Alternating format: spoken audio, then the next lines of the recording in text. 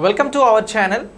ఎవరైతే పోటీ పరీక్షలకు ప్రిపేర్ అవుతున్నటువంటి అభ్యర్థులు ఉన్నారో వారందరికీ అన్ని పోటీ పరీక్షలకు ఉపయోగపడేలాగా ఐకాన్ ఇండియా ఒక కరెంట్ అఫైర్స్ బుక్ని డిజైన్ చేయడం జరిగింది. ఈ బుక్ ద్వారా 2024 జనవరి నుంచి జూన్ వరకు ఉన్నటువంటి మొత్తం అప్డేట్స్ని కవర్ చేస్తూ క్వశ్చన్స్ విత్ ఆన్సర్స్ విత్ ఎక్స్ప్లెనేషన్స్తో ఈ బుక్ని మీ ముందుకు తీసుకురావడం జరుగుతూ ఉంది. ఈ బుక్ ద్వారా కరెంట్ అఫైర్స్ మొత్తం అన్ని ఎగ్జామ్స్కి సరిపోయేలాగా DSC, RRB, groups, SSC, banking ఇలా అన్ని ఎగ్జామ్స్కి సరిపోయేలాగా ఈ బుక్లో ఉన్నటువంటి కరెంట్ అఫైర్స్ క్వశ్చన్స్ని డిజైన్ చేయడం జరిగింది. సుమారు 2000 క్వశ్చన్స్తో 6 months కరెంట్ అఫైర్స్ని డేట్స్ వైజ్గా ఇక్కడ మీకు ఈ బుక్ ద్వారా అప్డేట్ చేస్తూ ఉన్నాం. ఈ బుక్కి సంబంధించిన సమాచారం మీకు మరింత కావాలి అని అనుకుంటే కింద స్క్రోల్ అవుతున్నటువంటి నెంబర్కి మీరు వాట్సాప్ లేదా కాల్ చేసి వివరాలను తెలుసుకోవచ్చు. మరింత బుక్కి సంబంధించిన వివరాల కోసం మీరు ఐకాన్ ఇండియా యాప్ని డౌన్లోడ్ చేసుకుని ఉండండి. బుక్కి సంబంధించినటువంటి సమాచారం దాని ద్వారా మీకు ఇస్తాం. ఇక మనం క్వశ్చన్స్ని చూద్దాం. బుక్లో ఉన్నటువంటి క్వశ్చన్స్ ఏ విధంగా ఉన్నాయి, సో ఆ క్వశ్చన్స్కి సంబంధించి మనం ఏ విధంగా ఎక్స్ప్లెనేషన్ ఇస్తూ ఉన్నాము అనేటువంటి కొన్ని నేను మోడల్ క్వశ్చన్స్ చూపిస్తాను. ఈ క్వశ్చన్స్ మనకి 2024 జనవరికి సంబంధించిన అప్డేట్స్గా మీకు అందించడం జరుగుతూ ఉంది. సో క్వశ్చన్ చూడండి, జాతీయాంశాలకి సంబంధించి నేషనల్ కరెంట్ అఫైర్స్ కవర్ చేస్తూ ఈ క్వశ్చన్స్ని తీసుకోవడం జరిగింది. ప్రభుత్వం 16వ ఆర్థిక సంఘం చైర్మన్గా ఎవరిని నియమించింది అని క్వశ్చన్ అడిగినాం. So option A N K Singh, option B Arvind Panagariya, option C Ritvik Ranjanam Pandey, option D V K Saraswat అనేటువంటి పేర్లను ఇక్కడ ఆప్షన్స్గా ఇవ్వడం జరిగింది. 16వ ఆర్థిక సంఘం చైర్మన్గా ఎవరు నియమించబడ్డారు అనేటువంటిది సింపుల్ క్వశ్చన్. సో ఈ క్వశ్చన్కి సంబంధించి ఎన్కే సింగ్ కాదు. ఎందుకు అని అంటే ఈయన 14-15వ ఆర్థిక సంఘాలకి సంబంధించి వర్క్ చేయడం జరిగింది. సో ఇప్పుడు కొత్తగా నియమించబడినటువంటి వారు అరవింద్ పనగరియా గారు. నీతి ఆయోగ్కి సంబంధించి అరవింద్ పనగరియా గారు వర్క్ చేయడం జరిగింది. సో ఇప్పుడు అరవింద్ పనగరియా గారు 16వ ఆర్థిక సంఘం చైర్మన్గా కొనసాగుతారు అనేటువంటి అంశాన్ని మనం గుర్తుంచుకోవాలి. రిత్విక్ రంజనం పాండే గారు ఎవరు అంటే ఇదే 16వ ఆర్థిక సంఘానికి సంబంధించినటువంటి ఈ సంఘంకి సంబంధించినటువంటి జాయింట్ సెక్రటరీగా కొనసాగుతూ ఉన్నారు అని గుర్తుంచుకోండి. జాయింట్ సెక్రటరీగా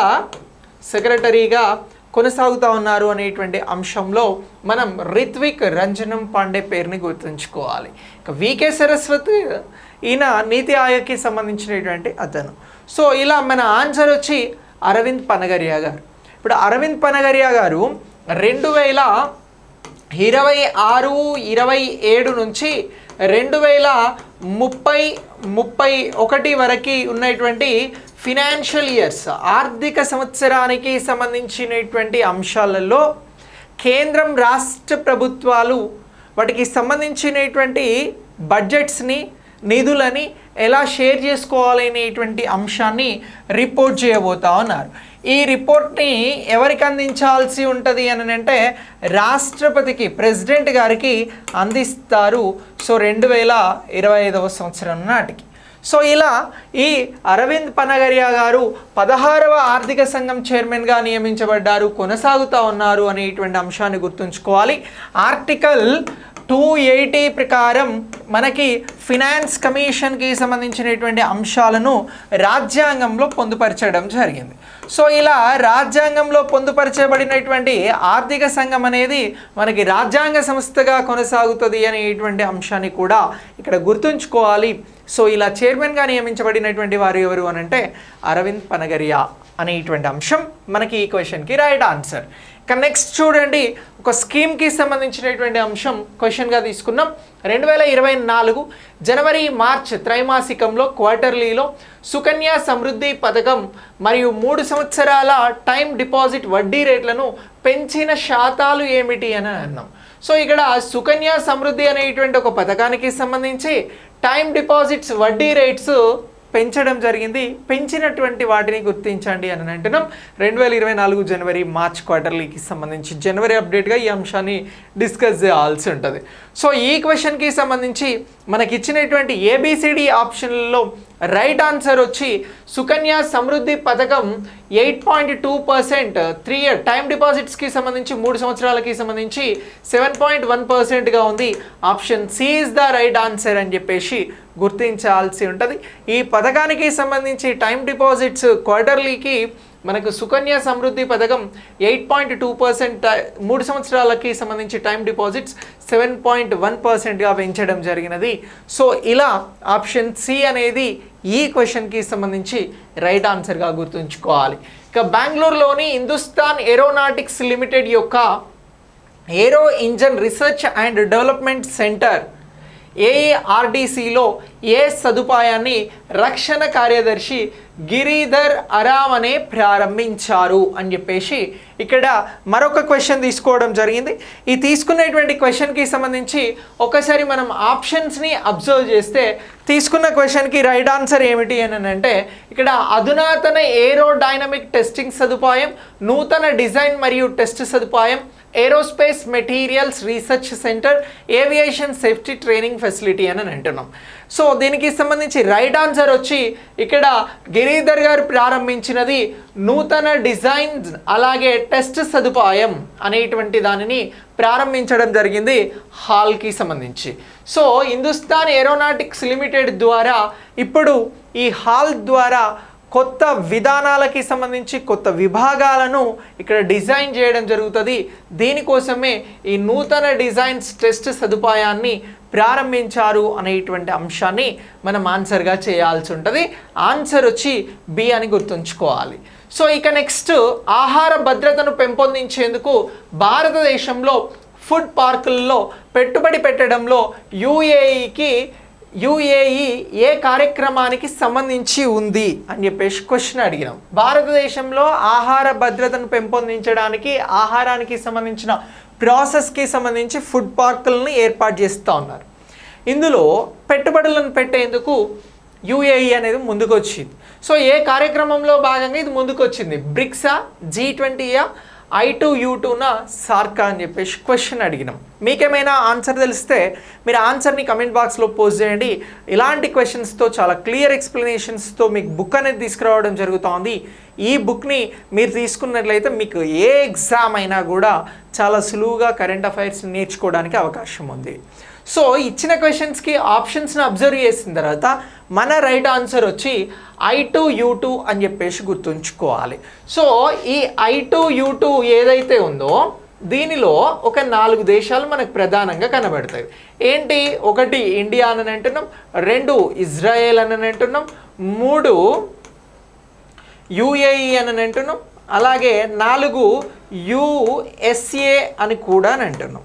సో ఇలా ఈ 4 దేశాలకి సంబంధించి ఫుడ్ పార్కులలో పెట్టుబడులకి సంబంధించి I2U2లో భాగంగా పెట్టుబడులు అనేవి పెట్టడం జరుగుతూ ఉంది. సో ఈ I2U2కి సంబంధించి యుఏఈ అనేది భారతదేశంలో ఫుడ్ పార్క్ కోసం పెట్టుబడులు పెట్టింది అనేటువంటి అంశాన్ని గుర్తుంచుకోండి. I2U2లో ప్రధానంగా కనబడుతున్నవి ఇండియా, ఇజ్రాయెల్, యుఏఏ, USA అని అంటున్నాం.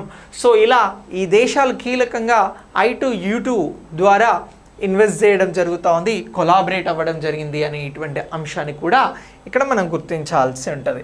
నెక్స్ట్ క్వశ్చన్ చూడండి. రిలయన్స్ పవర్ తన 1200 మెగావాట్ల కలై 2 జల విద్యుత్ ప్రాజెక్ట్ని ఏ సంస్థకు విక్రయించింది అని అన్నాం. NHPC limited, NTPC limited, THDC India, Adani green energy అనేటువంటి ఆప్షన్స్ని ఇక్కడ ఇవ్వడం జరిగినది. సో ఇచ్చినటువంటి ఆప్షన్స్ ప్రకారం రిలయన్స్ వీటిని ఎవరికి ఇవ్వడం జరిగింది, ఎవరికి అమ్మడం జరిగింది ఇక్కడ అనేటువంటి అంశం గురించి మాట్లాడితే మనం ఆన్సర్స్కి సంబంధించి THDC ఇండియాకి అమ్మింది అని చెప్పేసి గుర్తుంచాల్సి ఉంటుంది. సో ఈ THDC అనేది ఈ తెహ్రీకి సంబంధించినటువంటి కంపెనీ. సో ఈ కంపెనీ రిలయన్స్ పవర్ తన 1200 మెగావాట్ల కలై 2 జల విద్యుత్ ప్రాజెక్ట్ని అమ్మడం జరిగింది. సో ఎవరికి అమ్మారు అని అంటే తెహ్రీకి సంబంధించినటువంటి కంపెనీ THDCకి ఇండియాకి అమ్మారు అనేటువంటి అంశాన్ని మనం ఇక్కడ గుర్తించాల్సి ఉంటుంది. సో ఇలా దీని ప్రధాన కార్యాలయం ఎక్కడుంది అని అంటే రిషికేష్ ఉత్తరాఖండ్లో ఉన్నది అనేటువంటి అంశాన్ని గుర్తుంచుకోవాలి. THDC అనేది ఎప్పుడు స్థాపించబడింది అని అంటే 1988లో స్థాపించబడింది, జూలై 12 అనేటువంటి అంశాన్ని గుర్తుంచుకోవాలి. సో దీనికి ప్రస్తుతం చైర్మన్గా ఎవరున్నారు అని అంటే విష్ణోయ్ ఉన్నారు, RK విష్ణోయ్ ఉన్నారు అనేటువంటి అంశాన్ని కూడా మనం గుర్తుంచుకోవాల్సి ఉంటుంది. సో ఇలా ఈ జల విద్యుత్ ప్రాజెక్ట్ ద్వారా ఈ రిలయన్స్ అనేది అమ్మకాలు చేసింది THDCకి, తెహ్రీకి సంబంధించినటువంటి కంపెనీకి అనేటువంటి అంశాలని గుర్తుంచుకోండి. సో చాలా క్లియర్గా విశ్లేషణాత్మకంగా మీకు ఒక క్వశ్చన్, దానికి సంబంధించిన ఆప్షన్స్ వచ్చిన తర్వాత దానికి సంబంధించి ఆన్సర్ ఇచ్చి ఎక్స్ప్లెనేషన్ని కూడా బుక్లో మీకు పొందుపరచడం జరిగింది. మీరు చదువుకునేటప్పుడు current affairs with question answers point of వ్యూలో నేర్చుకోవడానికి అవకాశం ఉంది. సో ఎగ్జామ్ ఇప్పుడు ప్రస్తుతం ఎగ్జామినర్స్ అనుసరిస్తున్నటువంటి విధానాలలో మనకి ఎలాంటి questions, normal questions, statement questions, assertion reason, match the following, so ఇలా అడ్వాన్స్డ్ క్వశ్చన్స్ ఏవైతే ఉన్నాయో వీటన్నింటిని బేస్ చేసుకొని మీకు ఈ బుక్ని డిజైన్ చేయడం జరుగుతూ ఉంది. బుక్లో ఆల్ టైప్ ఆఫ్ క్వశ్చన్స్ ఉంటాయి. అంత కరెంట్ అఫైర్స్ కవర్ అవుతుంది. 6 మంత్స్ కరెంట్ అఫైర్స్ 2024 జనవరి నుంచి జూన్ వరకు ఈ బుక్ ద్వారా ఈ కరెంట్ అఫైర్స్ కవర్ అవుతుంది. ఇదంతా కూడా మీకు ఎంతగానో ఎగ్జామినేషన్ పాయింట్ ఆఫ్ వ్యూలో ఉపయోగపడుతుంది. సో ఉపయోగించుకోండి, బుక్ని తీసుకోండి, కరెంట్ అఫైర్స్ని అప్డేట్ అవ్వండి, ఎగ్జామ్స్ని బాగా రాయండి. వీడియోకి ఒక లైక్ చేసి వీడియోని మీ ఫ్రెండ్స్కి షేర్ చేయండి.